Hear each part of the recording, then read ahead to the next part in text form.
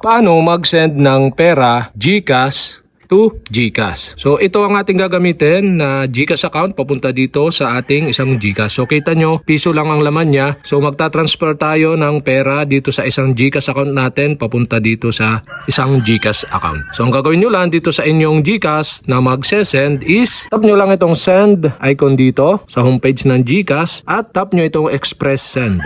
Dito sa express send, enter nyo yung number. At once na ma-enter nyo na dito yung number na sisendan nyo, so number ito nitong isang GCash account natin, enter naman ninyo dito yung amount. So sample natin, lalagay natin is 20, tapos tap done, yan, 20 pesos. So pwede nyo i-on itong iProtect ang padala or pwede namang hindi. So tapos message, optional lang din siya, pwedeng wala. So tap na natin yung next button dito sa baba. Yan, makikita na ninyo dito yung info ng account nitong isa. Double check nyo lang yung number at yung amount. So kaya naman ang ating GCash balance.